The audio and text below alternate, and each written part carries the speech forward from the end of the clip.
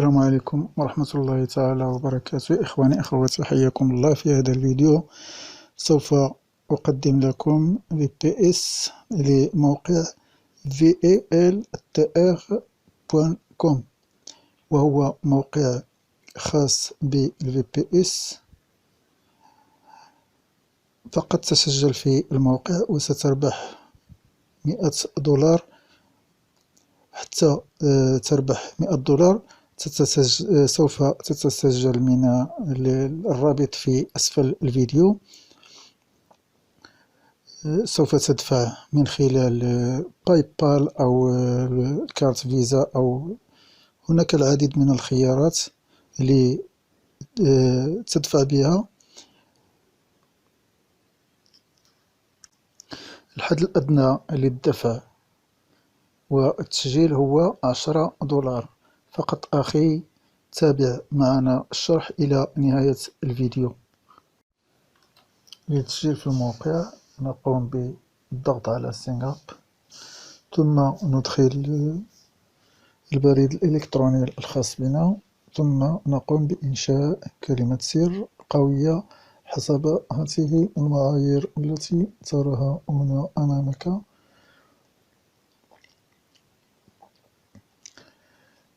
التسجيل من خلال رابط الإحالة أسفل الفيديو. سوف تربح $100، ولكي تربح $100 ينبغي لك أن تدفع الحد الأدنى للدفع $10 للتسجيل. وسارعوا إلى التسجيل لأن العرض محدود، يمكن أن يتوقف في أي. ثم نضغط كريت أكونت. قلت العرض يمكن أن يتوقف في أي لحظة. ثم نقوم هنا باختيار أداة أو وسيلة الدفع، باي بال، بيتكوين. وهنا ندخل مسائل الفيزا كارت أو وسيلة الدفع. أشياء سهلة. هناك العديد من الخيارات: فيزا كارت، ماستر كارت. ثم نقوم بالضغط على $10، ثم كريت أكاونت، ثم نقوم بتفعيل الحساب، ثم ندخل كلمة البريد الإلكتروني والباسورد، ثم نفتح حسابنا أو ندخل إلى الموقع. هنا نقوم بإنشاء سيرفر، نيو سيرفر. نضغط هنا، ثم نختار أحد السيرفرات. هنا نختار هذا أو هذا. نختار باغي. ثم ننزل إلى الأسفل، ثم نختار ويندوز. سوف لا نختار الأولى، هذه جديدة بهذا الموقع، تكلفك $10. أما هذه الثانية يبقى لك الخيار. ثم نضغط هنا، ثم ننتظر إنشاء السيرفر.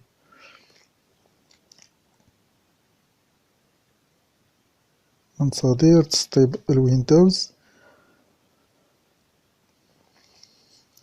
ننتظر. هنا السيرفر يمكنك أن تتركه مفتوحا أو تغلقه عندما تنتهي. ثم نؤكد. نفتح من خلال البريد الخاص بنا. نفتح. لاحظ تم اقتطاع $0.02. ثم ننسخ الاي بي، ثم نضغط ستارت، ثم نبحث عن ويندوز اكسسوار، ثم نضغط على ريموت ديسكتوب كونيكشن، ثم ندخل هنا الاي بي، ثم اليوزر نيم،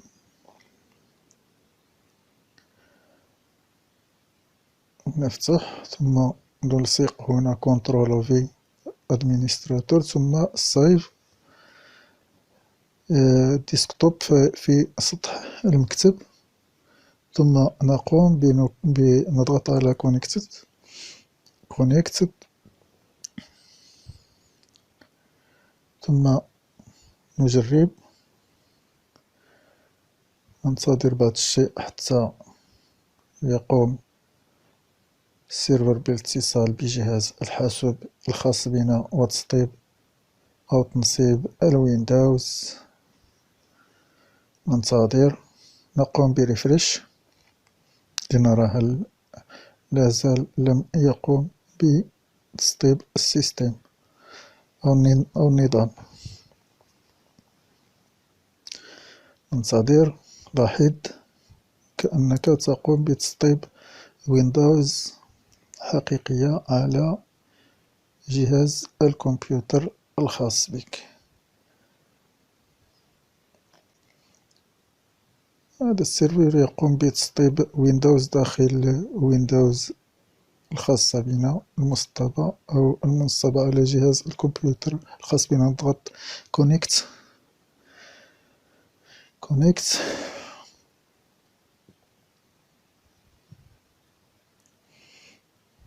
الآن سوف يشتغل بحول الله. ننسخ الباسورد،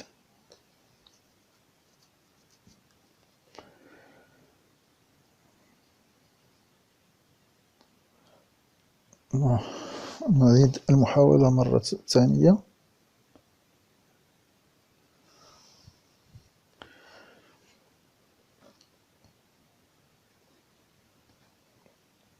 ننتظر.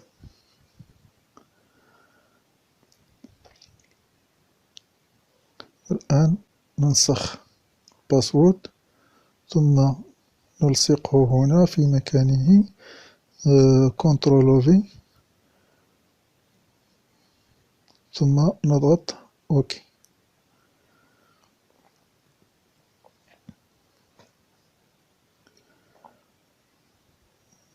بعد قليل سيتم الاتصال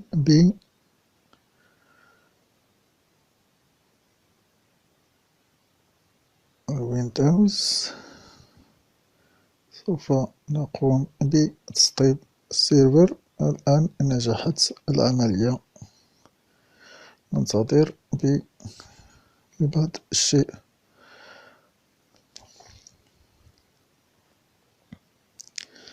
سيرفر مانجر، ثم لوكال سيرفر. نضغط على لوكال سيرفر،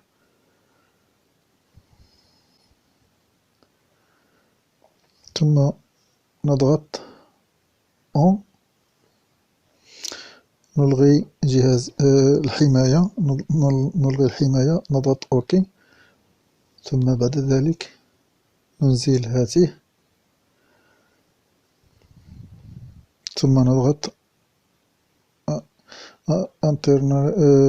انترنت اكسبلورر، ثم نقوم بتنصيب المتصفح الخاص بنا. نقوم بتنصيب جوجل كروم، وأنا سأقوم بتنصيب سيرفر إيران.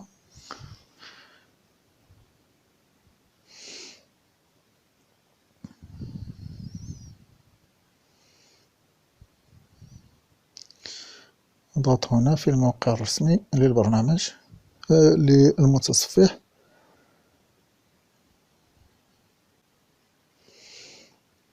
نضغط داونلود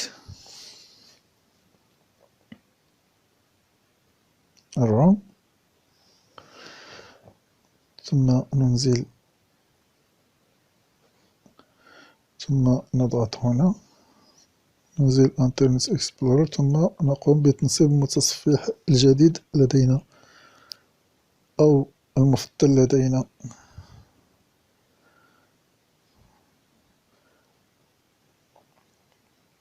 ثم نقوم بننتظر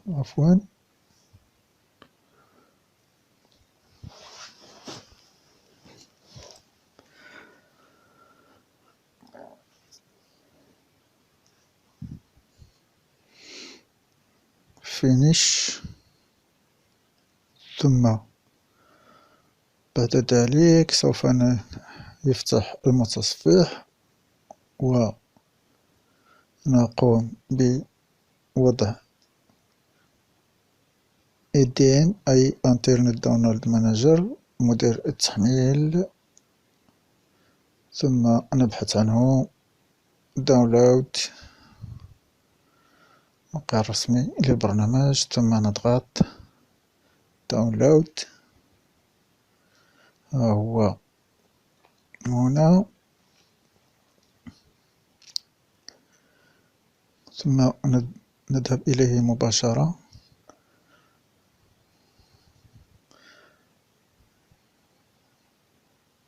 نضغط هنا ثم نقوم بتنصيب برنامج التحميل أو تسريع التحميل انترنت داونلود مانجر. نقوم بإزالة المتصفح، ثم نقوم بتنصيب البرنامج. next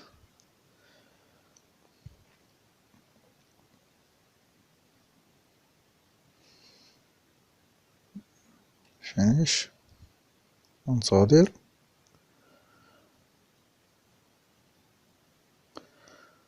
نذهب لنأتي بأداة بسيطة أو رائعة ورائعة في نفس الوقت لتحميل إصدارات ويندوز أو برنامج أوفيس الخاص بشركة مايكروسوفت. ثم نضغط نزيل هاته، ثم نفتح المتصفح.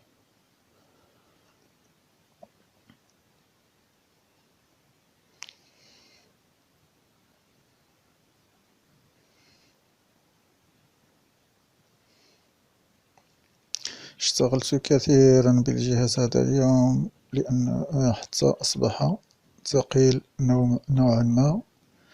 ثم نضغط OK. نبحث عن البرنامج، الموقع الرسمي للبرنامج حتى لا نتوه كثيرا.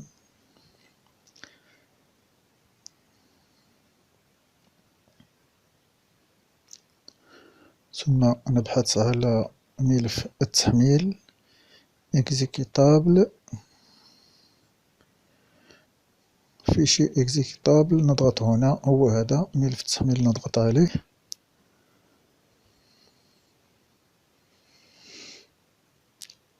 قد نصب. نذهب إلى مكان تواجد البرنامج للأداة أو البرنامج،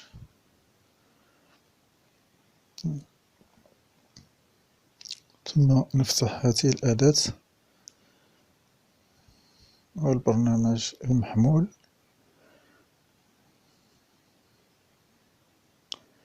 ثم نختار ويندوز 10 لنقوم بتجريب التحميل وسرعة التحميل. نضغط هنا، نختار ويندوز 10 هوم برو، ثم نضغط كونفيرم، ثم نختار هنا اللغة. نختار أي لغة، مثلا الإنجليزية، لأن هنا فقط نقوم بتحميل فقط للتجربة.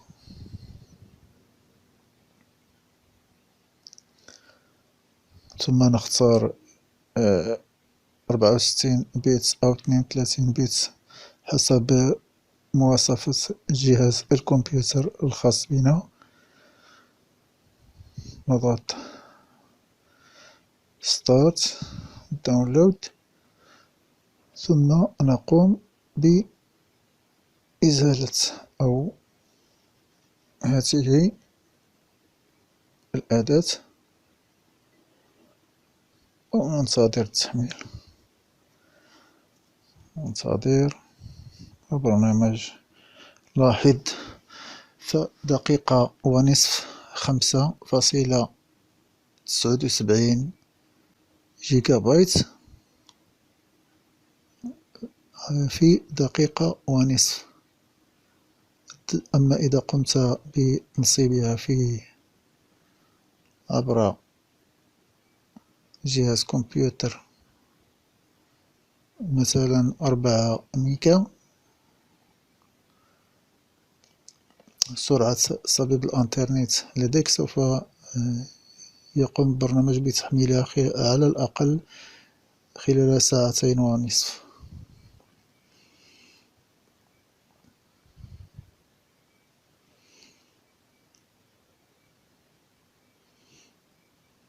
انتظر.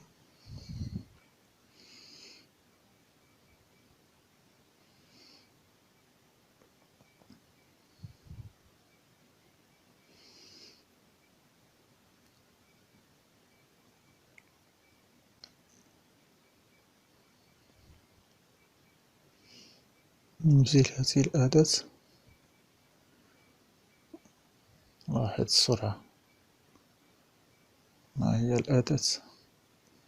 سوف نجلبها إلى سطح المكتب حتى تتأكد. لاحظ الآن 5.79 جيجا بايت. ثم نقوم بجلبها إلى سطح المكتب.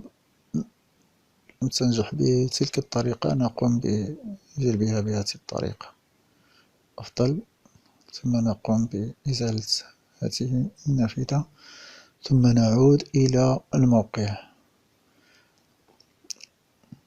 هناك العديد من الخيارات في هذا الموقع. أنا أستعمل فيزا كارت.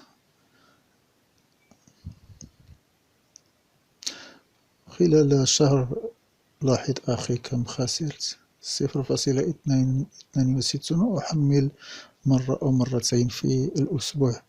هنا إذا تسجلت ودفعت $10 سوف تربح $100. وهنا بعض الخيارات الأخرى هنا سوف تكتشفها لنفسك. وإلى هنا ننتهي، والسلام عليكم ورحمة الله تعالى وبركاته.